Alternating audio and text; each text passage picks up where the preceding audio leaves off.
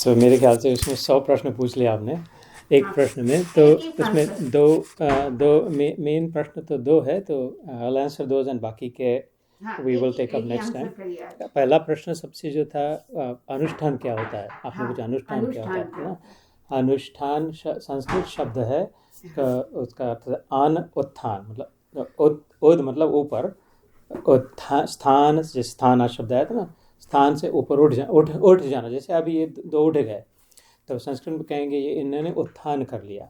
अभी अगर आप कुर्सी पे बैठे और आप चलना शुरू कर दोगे, तो संस्कृत में कहेंगे कि उन्होंने उत्थान कर लिया, उठ गए, है ना, उठ गए, जहाँ थे वहाँ से उठ गए, निकल गए।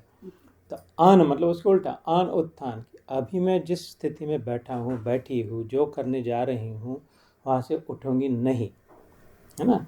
सो जैसे अनुष्ठान करते, कोई कहते हैं माला का अनुष्ठान करना है, 108 माला का अनुष्ठान करना है, पाठ का अनुष्ठान करना है, परिक्रमा का अनुष्ठान करना है, जिस किसी, तो अनुष्ठान करना है मतलब ये संकल्प करके मन में कि this is what I am going to do.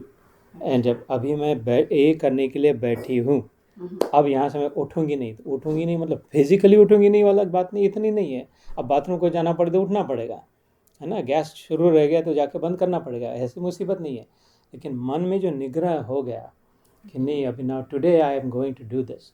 गुरु पूर्णिमा है, अभी आ रही है गुरु पूर्णिमा, है ना, जो भी जिस किसी महाशिवरात्रि आती है कि उस दिन अनुष्ठान करना है, मतलब उस दिन जो साधना तय कर ली है उससे उठूंगी नहीं, मतलब I will not turn my back on it.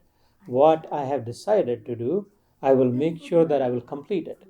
ये जो निग्रह करके जो बैठते हैं, जो भी मन में पहले किया, whatever you decided that you will do today, 24 घंटे कीर्तन करना है अथवा whatever that I will do, so आन उत्थान, वहाँ से उठना नहीं।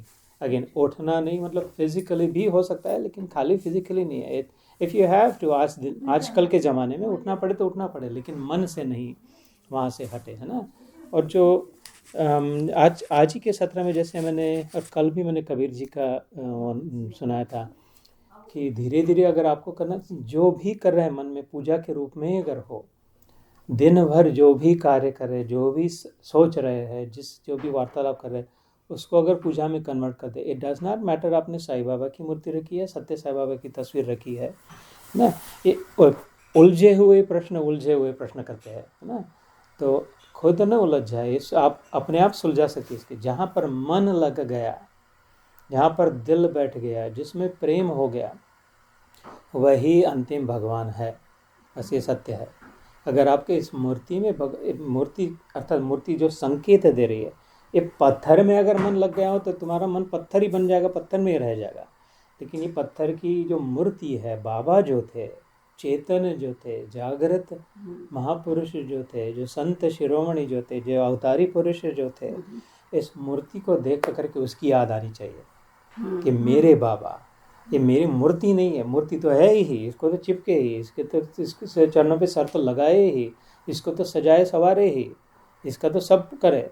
लेकिन इसके साथ साथ जो बाबा, एक गुरु पूर्णिमा का यही संकेत होता है। गुरु को खाली आदमी औरत देखिए, शरीर स्त्री है पुरुष है, उतना नहीं होता गुरु, वो तो संकेत है, वो तो मूर्ति है ना। जैसे ओमकार का जब हम जाप करते हैं तो वो खाली ऐसा लिखा हुआ है, इसमें से ऐसा है, और उसका ये तो क्या है, ऐसा लिखे वैसा लिखे कैसा भी लिखे, उसका कोई मतलब नहीं।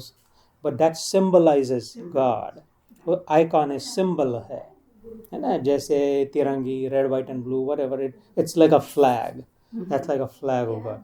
उससे अगर हम अमेरिका का झंडा लगाते थे तो अमेरिका की याद, तिरंगा लगाते तो भारत की याद आती है, भारत के बीच हमें सोचते हैं, है ना। ऐसे ये ओमकार जब की ओर देखते हैं, ओमकार कहते हैं तो भगवान की याद दिलाता है। इसलिए भगवद गीता के अंत में ओम तत्सद इति, हर अध्याय के बाद में ओम जो है वह वही है, क्योंकि जैसे ये बाबा, ये तस्वीर हो, ये मूर्ति हो, बाबा बाबा है और मेरा संबंध बाबा से है ना। ऐसे अगर हो और अंत में जिस किसी भी रूप में देख रहे हो वो भगवान की याद दिलाए, तो उसकी याद करके फिर आप जो भी कार्य करोगी, जिधर भी जाओगी, वो पूजा ही होगी। अलग से जा करके पूजा करने की ज़रूरत नहीं, लेकिन अलग से जा करके करोगी तो उसमें बुरा भी नहीं है। क्योंकि जब अलग से जा करके करती हो, आधा घंटा करती हो, 5 मिनट करती हो, you are getting closer to it. You are thinking my Krishna, my Baba, my guru, I want to do like clean this, I want clean flowers, I want good flowers. मेरा इसलिए क्या हो रहा है, जल्दी नज़दीक नज़दीक नज़दीक नज़दीक आ रहा है, तो वो अच्छा है, उसको इंटेंसिटी बढ़ रही है, यानी उबाल रहे, भक्ति को उबाल रहे, है ना उसको। तो इसके लिए ये करना भी अच्छा है। लेकिन ऐसा समय आ जाए जीवन में कि सब वो ही करे और कुछ नहीं कर रहे, पूजा ही करे। उनसे कहना है कि हम 1 घंटे की पूजा नहीं करते, बाबा हम 24 घंटे की पूजा करते हैं। हम खाली एक गुरुवार को नहीं करते, हम 7 दिन करते हैं। हम एक हफ्ता नहीं करते, हम महीना भर करते हैं। हम महीना भर नहीं करते, हम हर साल करते हैं। हम साल भर नहीं, हम जीवन भर पूजा ही चल रही है, अखंड पूजा चल रही है।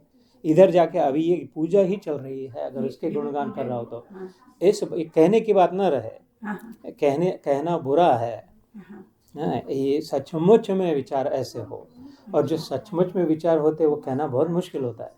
वो कहने के लिए शब्द नहीं, शब्द बहुत कठिन होते हैं। मन 1 घंटा और 2 घंटा नहीं हो, इसका कुछ मतलब नहीं रहता फिर।